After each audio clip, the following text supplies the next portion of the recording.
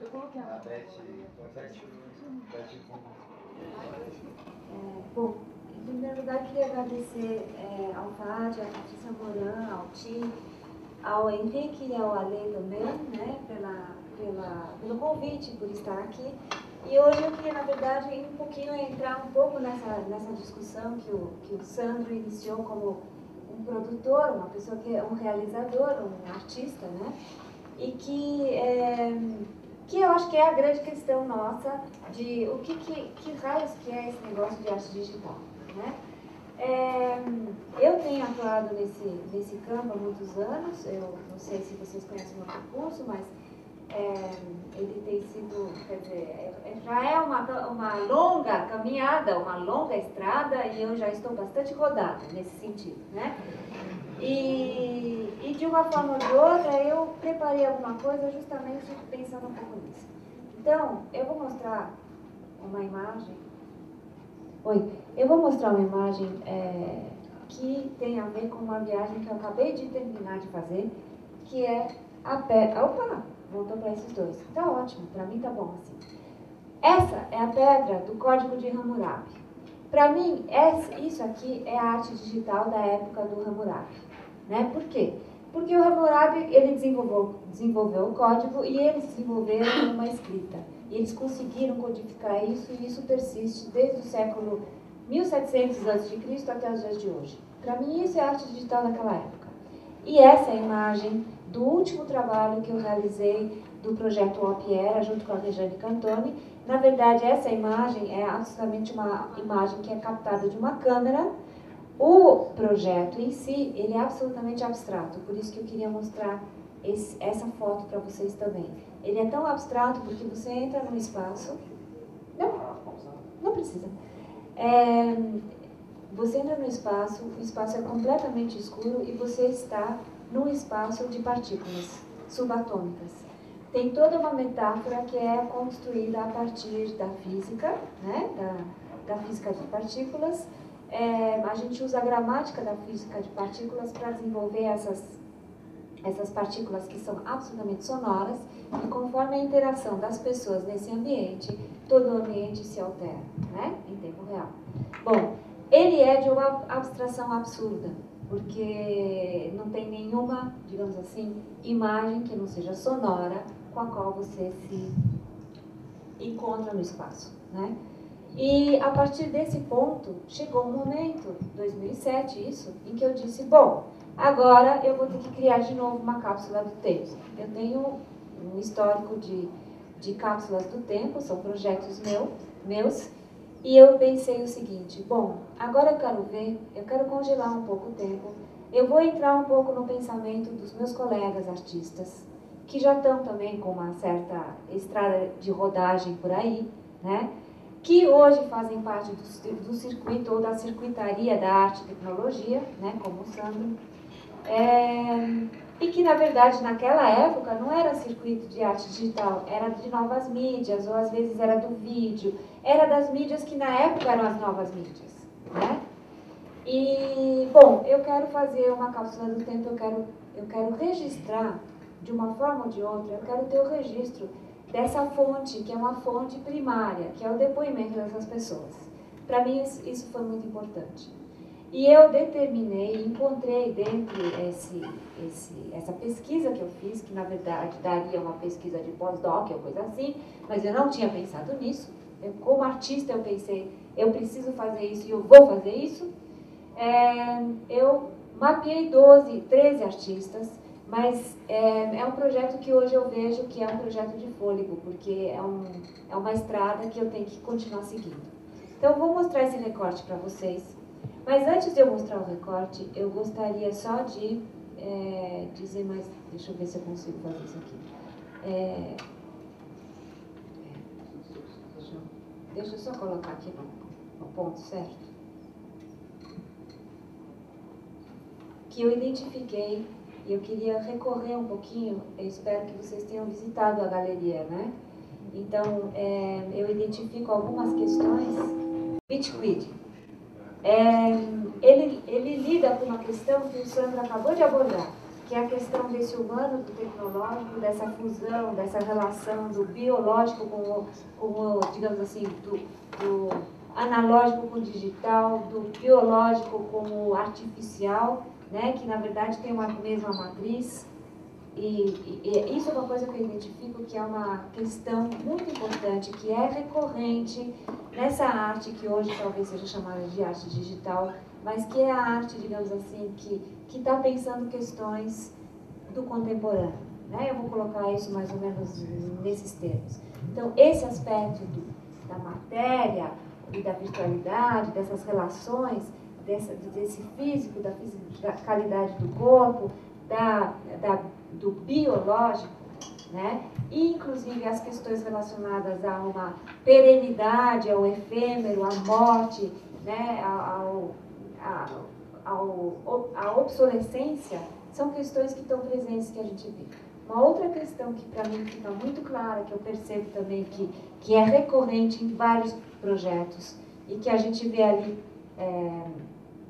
por exemplo, no trabalho vitalino do Jarbas, né? Que é essa ampliação, né? Essa construção dos modelos e dos módulos que são da nossa fantasia, que vão, na verdade, eles são materializados nesse projeto vitalino, para quem viu aqui, né? Esses são pontos importantes, né? De você conseguir traduzir, transplantar, digamos assim, a sua ideia, materializar essa ideia e construir, então, isso materialmente, mesmo que seja no espaço da virtualidade do digital, né? Acho que é uma questão que está aí presente. Uma outra questão, a falibilidade, a aleatoriedade, a mortalidade e os erros humanos. A humanidade, o humano, essa questão do escolhi tais, porque as máquinas conseguem calcular, mas em algum momento existe algum árbitro, alguma arbitrariedade, alguma escolha, né? Do porquê que vai ser esse e não vão ser aqueles, por que se elege tal opção e não as outras opções. Essa é uma questão também importante.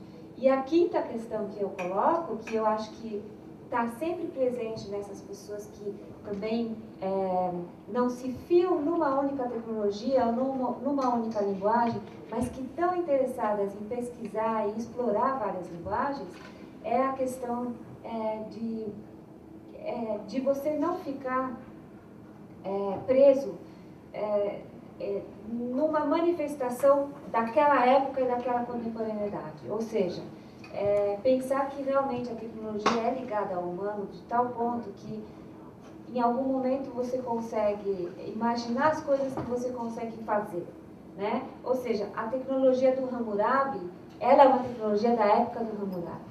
As nossas tecnologias são tecnologias da época dos nossos pensamentos. Isso eu acho que é uma coisa que tem que estar sempre muito relacionada. E ampliar as portas da percepção e da cognição humana. Então, tem artistas que têm isso muito em mente. Eu quero chegar aos limites, eu quero ir além e experimentar esses limites, tanto da linguagem, quanto da tecnologia, quanto da própria percepção humana. Bom, então eu vou começar aqui com um clássico, que é o Otávio Donassi. Espero que vocês todos conheçam o Otávio. Bom, e na verdade eu começo por ele. Opa. Eu cliquei errado, será? Cliquei embaixo.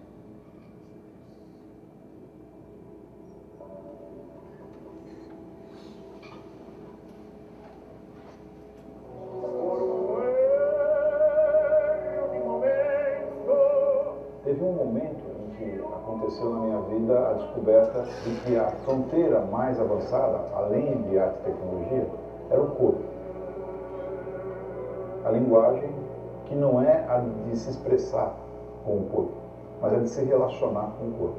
E a partir da descoberta do corpo, descobrir o toque, na sensação, a relação, quer dizer, o toque que você troca, a troca, né, de toque, e aí a relação com o ambiente, que foi para os orgânicos. O orgânico me deu os infláveis. Os penetráveis, eu chamo de penetráveis, em primeiro lugar. Por quê? O inflável é para você ver do lado de fora. Então você vê inflável à vontade, tem a forma do bichinho, tem a forma... É uma arte cultural, lembra a escultura, né? Mas eu estava interessado no penetrável. Quando eu entrei dentro do inflável, Eu vi que a arquitetura interna era muito melhor do que a arquitetura externa. Você entrar dentro de um boneco do Mickey é uma viagem que o boneco do Mickey do lado de fora não é. Quando eu fiz o primeiro inflável e entrei dentro, para mim, acabou o cenário, eu era cenógrafo, fazia cenografia, acabou. Para mim, aquilo era o habitat daquele ser que eu habito.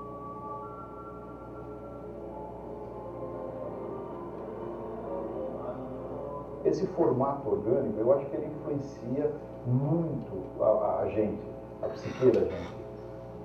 Eu me sinto muito feliz entrando dentro de uma instalação minha, orgânica. Então, de certo modo, eu comecei a trazer esse carinho, esse toque para dentro desta estrutura orgânica. Então, aí tem um momento de transição em que as videocriaturas vão ficando gigantes, começam a ser sopráveis, infláveis, ou seja, você vê do lado de fora um vídeo rosto gigante, né? Começou a ficar gigante, é o caso da Hidra, que é 40 metros, um rosto de mulher, etc. Mas dessa daí para frente eu já comecei a cruzar com o que você vê pelo lado de fora e o que você anda por dentro.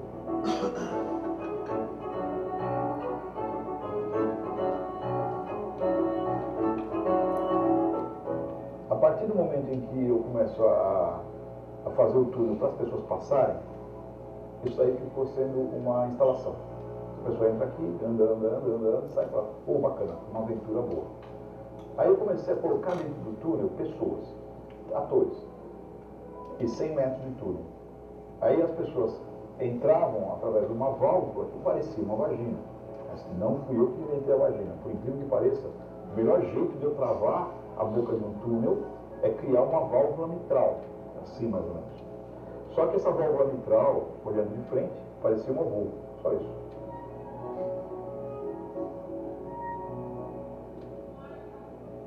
Como mostrar por dentro uma instalação inflável, que ela é orgânica? É como você mostrar um estômago por dentro.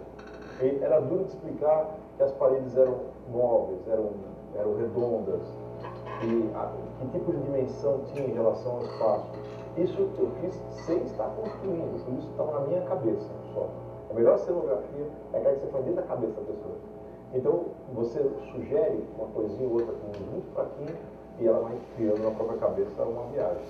Tanto que eu criei uma cenografia que é só para ficar no top.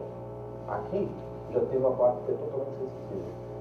Que a pessoa vai andando e vai sentindo na pele alguns materiais e vai imaginando uma teia de aranha, alguém que pôs a mão. De certo modo, eu estava interessado em fazer uma coisa que não tivesse distância mais, que fosse íntimo. Então, a palavra carinho e intimidade chegaram para mim como coisas dignas de você abordar de modo artístico. No finzinho do processo, o carinódromo ficou uma coisa que eu criei para botar na rua. Era para botar no meio do Anhangabaú uma placa. Você não ganhou carinho essa semana? Passe aqui e ganhe 10. É uma piada? É. Mas é uma ideia minha de que as pessoas não podem ficar sem carinho. É um perigo. Então, devia ser dado de graça para o governo. Piada, proposta. Eu nunca mais consegui botar o carinódromo em outro lugar que se feira erótico. E nunca consegui colocar mais nas instituições. Todas elas começaram a ficar muito quadradas.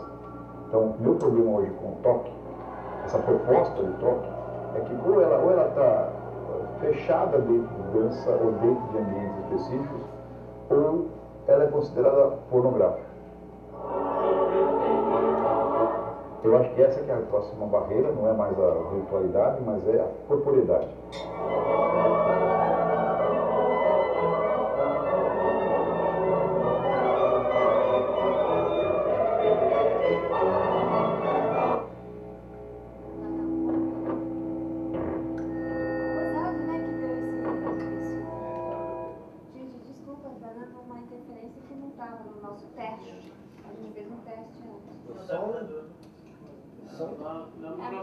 Eu acho que não está no volume máximo ali no player e aí está subindo ruído. Mas a gente gozando. É o que eu quis ver. Ele tá dando ganho lá e aí tá dando. Tá, você reduzir o som? Eu reduzi? Reduziu, foi isso. É verdade. Eu reduzi o som, é isso? Acho que sim. Bom. Aqui. Tem que aumentar? Sim? Deixa no máximo, ele calibra. Ele calibra. Tá, gente. Ah, não.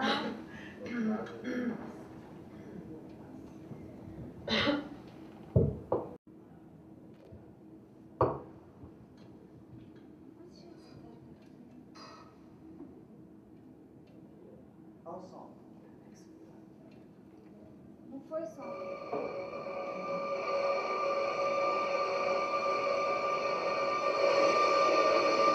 Na verdade, o que eu quero é conseguir, de alguma maneira, equiparar a imagem sensorialmente ao som e fazer isso virar uma onda, a mesma onda.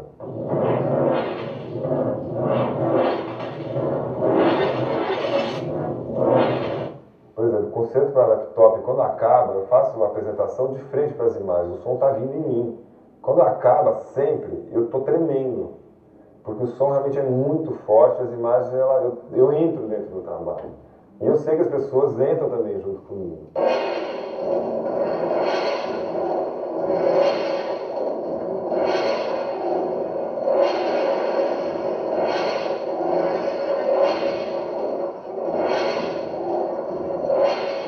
O meu tom sempre foi em primeira pessoa. Não sei se isso é uma marca ou é uma maneira de se colocar, mas acho que talvez seja uma maneira de se colocar no mundo.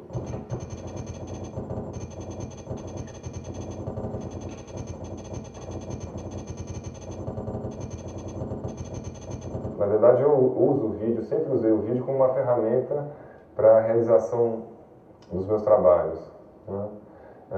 Mas eu usei o vídeo porque o vídeo estava perto de mim, que era realmente a ferramenta, a tecnologia do momento que eu vivia. Se tivesse outra, eu faria outra coisa, porque para mim sempre o que me interessou foi, na verdade, conseguir me expressar.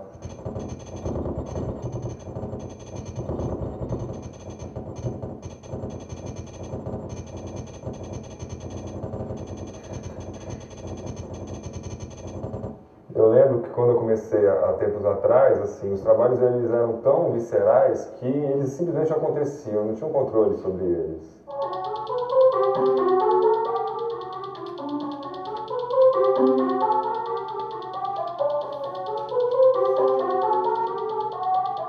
Uma coisa que me interessa é expandir o limite físico do suporte, ou seja, do vídeo. Se for ver em tudo que eu fiz, assim, saí do monocanal, do single channel, fui para a instalação, depois fui para a pista de dança, onde eu trabalhei com multitelas e com várias outras experiências nesse sentido, sensoriais da palavra, né, da experiência audiovisual. E hoje em dia, nas performances que eu tenho controle do áudio, do vídeo e da possibilidade de propor também a ambientação e propor para quem está assistindo uma possibilidade de imersão dentro do trabalho, é o mesmo trabalho.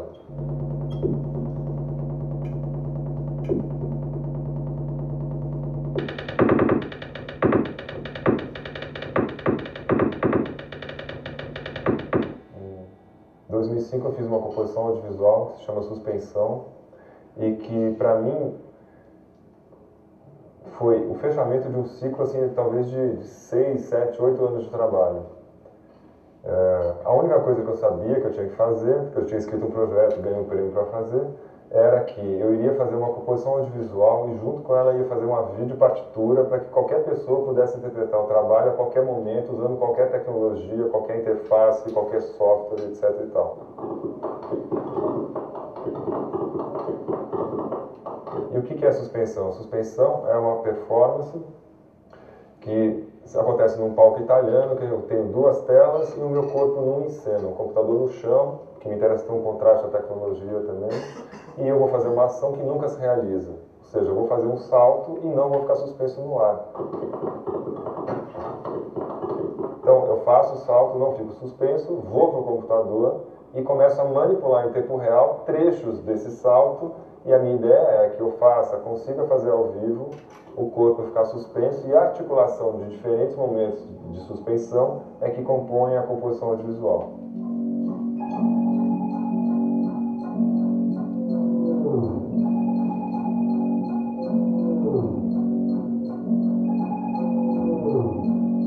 O trabalho é simples, fechado, é isso. Mas o que está por trás dele talvez seja o desejo de ser, talvez o desejo de ser eterno mesmo, sabe? De voar, de criar um momento de suspensão, não só nas imagens, mas fisicamente para quem está assistindo.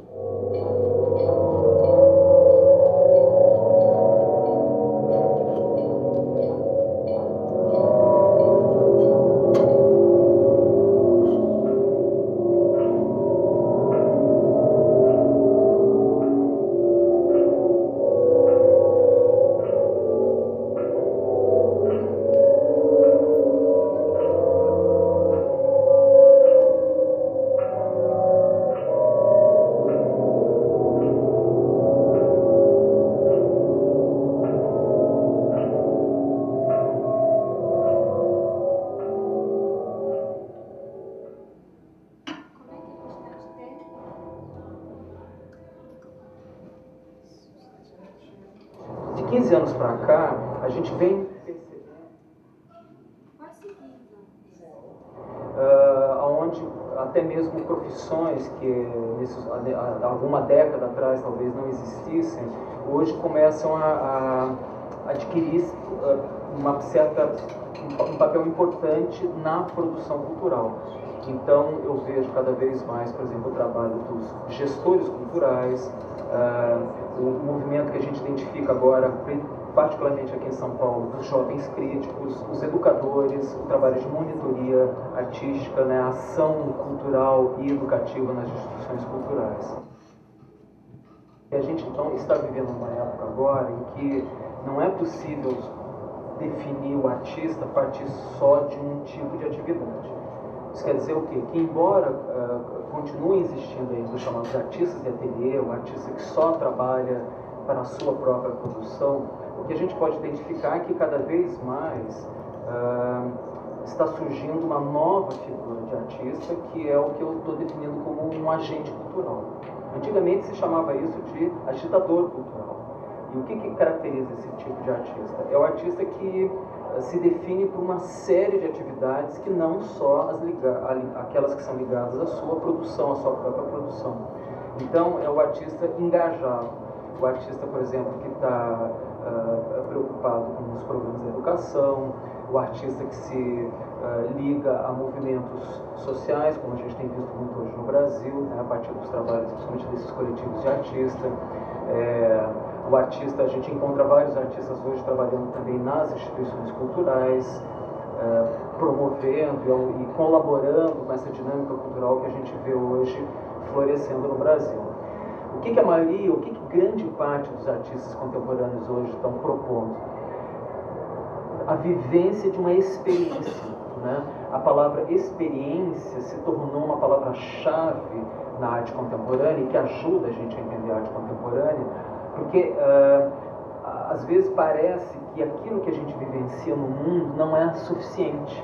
Além da chamada experiência estética, né, da experiência de eu me colocar à frente de um objeto que me pode sugerir, que me pode despertar emoções, muitos artistas estão muito preocupados, sim, que a gente possa ter um tipo de experiência que, com o objeto de arte, com a situação, com o evento artístico, que muitas vezes parece superlativa, uma experiência que é mais do que aquilo que a gente vivenciaria na própria vida. Começa a se entender que a arte pode ser vista, sim, como uma forma de integração de classes, uma forma de emancipação social, que a arte, sim, ela também é uma linguagem que contribui para a educação, para a alfabetização do indivíduo como um todo. A alfabetização não só no nível linear, né? Não é só a alfabetização textual, mas é a alfabetização também de você aprender códigos que te ajudam a ler o mundo, né? E a arte é um código que ajuda a gente também a decodificar muitas das complexidades que acontecem por aí. É curioso a gente perceber como, muitas vezes, a crítica precisa de um certo tempo para descobrir aquilo que o artista antenadão já está sintonizando lá na frente. A mesma coisa aconteceu com a arte tecnologia dos anos 80, que hoje é chamada mídia arte dos anos 90, do século XXI. Né? Hoje já é uma espécie de consenso que as pessoas reconhecem sim a mídia arte como uma forma, uma categoria artística já estabelecida. Mas se você for ver tudo que aconteceu no período dos anos 80, enquanto a Bienal de São Paulo mostrava a grande tela, né, o novo expressionismo, a arte selvagem dos anos 90, toda aquela manifestação, todas as manifestações que aconteciam no mundo todo em termos de arte e tecnologia, né, essa procura do uso dos novos meios como uma nova ferramenta estética, praticamente foi ignorado por essa crítica. Então, os críticos realmente precisam, às vezes, se dar conta que no dia a dia, no mundo, né, no mundo comum das coisas, estão acontecendo manifestações que talvez hoje a gente não chame de arte, mas certamente em 30 anos a gente vai ver essas coisas como talvez a arte mais importante da nossa época.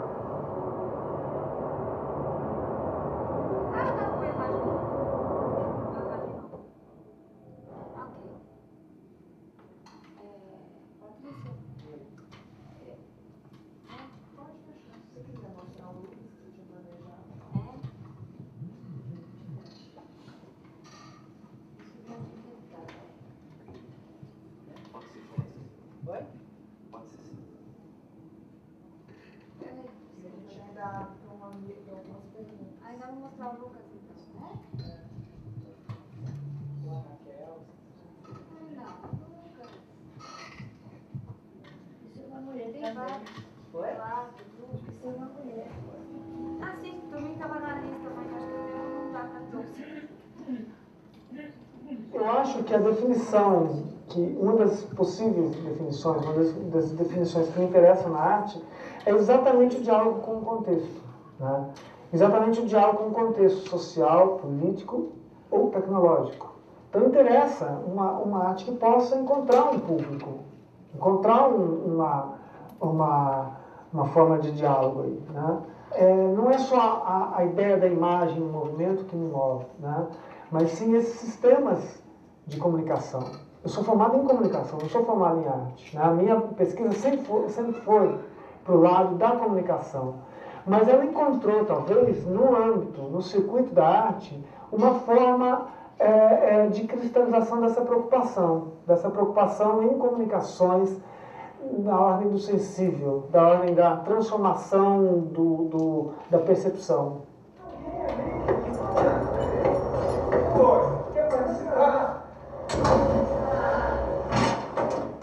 Viabilizar uma comunicação efetiva é uma das intenções da arte. Fazer que essa comunicação se dê de uma forma transformadora, talvez. Não transformadora no sentido revolucionário de multidões, mas transformadora no sentido de sensibilidade, de formas de percepção, de formas de envolvimento com esses sistemas.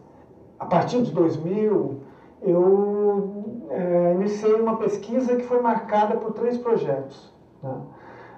3 projetos, cada um numa vertente diferente, distinta, ligadas às chamadas novas mídias. Né? O primeiro foi um projeto de web, né, chamado Metaphor Walls, né, desenvolvido lá em Plymouth e ligado bem especificamente a um contexto que eu encontrei na Inglaterra, né, de profusão de sistemas pervasivos. Né? No caso do trabalho de NetArt, é um contexto em que o crescimento do spam, do unsolicited email, né? A circulação de informações que você não deseja, mas que uma vez que estão ao seu alcance, você acaba utilizando de alguma forma. Né? É um trabalho que recicla informações da internet e devolve para o público, para o espectador, né? Para o usuário, né? Migra um pouco esses conceitos ali, um sentimento de controle. Né? No caso desse trabalho, ele utiliza cookies que mostram para o espectador, para o público, para o usuário, que o que ele faz online está sendo rastreado. Né?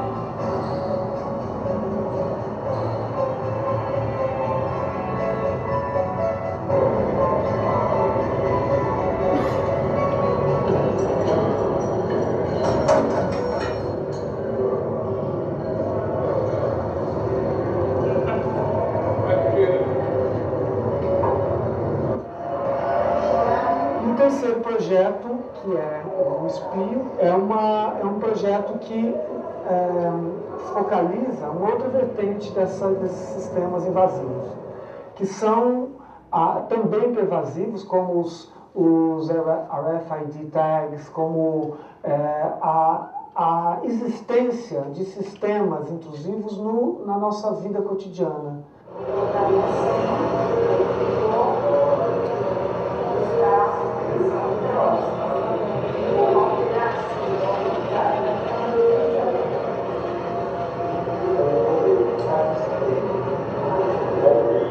A ideia foi retirar todo o sistema de limpeza dele, para que ele pudesse fornecer mais energia para o sistema de captação de imagens e de transmissão.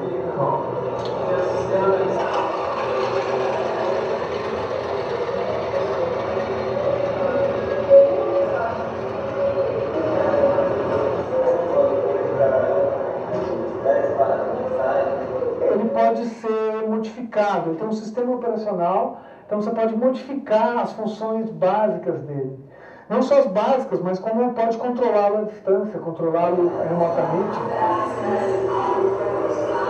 É um pouco como apontar que esses eletrodomésticos, essas situações domésticas, elas também podem nos trair de alguma forma e elas tendem a ser cada vez mais automatizadas e cada vez mais também colocar em conflito a noção de quem controla o que está sob controle e o que controla, o que vigia, o que é vigiado.